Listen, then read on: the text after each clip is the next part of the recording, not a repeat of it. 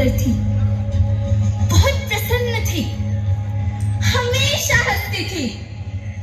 मुझे अब भी याद है।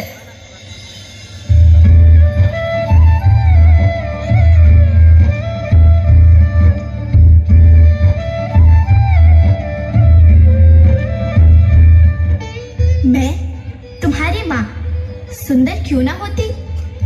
मुझे तो सुंदर होना ही था, क्योंकि बीते जमाने में आप मेरे बच्चे ही तो अपनी माँ के रखवाले थे।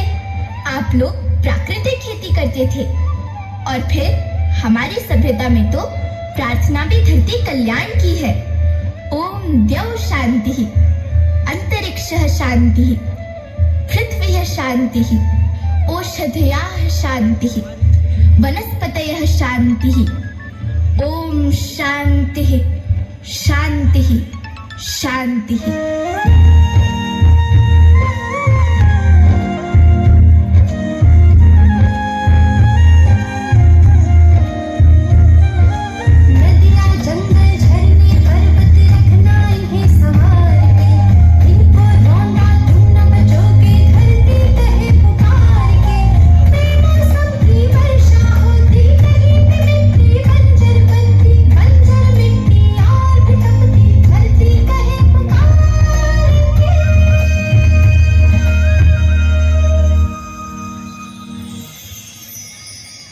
हजारों साल से मनुष्य धरती की गोद में रहता आया है, लेकिन आज मैं आपसे पूछती हूँ कि आपने इसके बदले धरती माँ को क्या दिया? ये जहरीले रसायन व प्राकृतिक खाद जो मिट्टी को बंजर कर रहे हैं, उर्वरकता को बर्बाद कर रहे हैं। आप अच्छी पैदावार के लालच में जो रासायनिक खाद अपने खेतों में डाल रहे हैं, वो अभी तो लाभ देगी, लेकिन लंबे समय में उसी रासायनिक खाद का नुकसान भी है। रासायनिक खाद जहर समान है, और तो और फसलों में पानी की खपत भी बढ़ गई है, जिससे खेती की लागत बढ़ रही है और पानी का स्तर जमीन के काफी नीचे जा रहा है।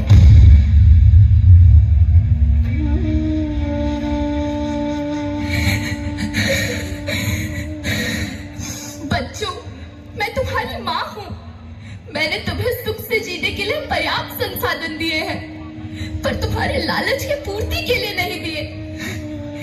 ऐसा लगता है कि थोड़ी सी अधिक पैदावार और अपने लालच के लिए आप सब अपनी अगली पीढ़ी, अपने बच्चे के भविष्य के बारे में सोचना भूल गए हैं। सोचो, क्या तुम अपने बच्चों को ऐसे खेत देना चाहते हो जो बंजर हो?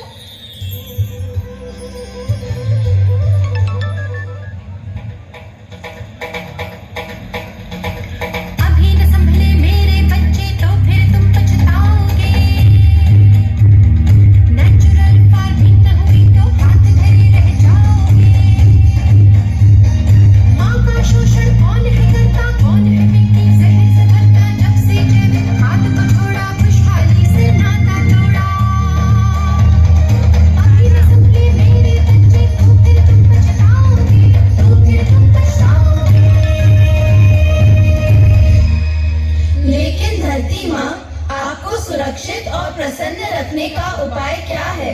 एक ही उपाय है, धरती एक, परिवार एक, भविष्य एक। इस मूल मंत्र को आत्मसात कर लो। प्राकृतिक संसाधन को बचाओ, प्राकृतिक खेती को अपनाओ और परंपरागत देसी पद्धति से, जैसे गो आधारित उत्पाद, जीवामृत, बीजामृत, पंचगव्य, गोमूत्र, छाछ का उपयोग करो, ताकि मिट्टी की उत्पादकता बनी रहे। याद रखना, मैं माटी हूँ। माँ होना मेरे नाम में बसा है। पोषण करने के लिए ही मैंने जन्म लिया है। करोड़ों सालों तक धरती पर सांसों की डोर आगे बढ़ाई। पेट भरा जब सबका, तभी मैंने संतुष्टि पाई। वो माँ हूँ मैं सबकी, जिसने जन्म न देकर भी जीवन संभव बनाया।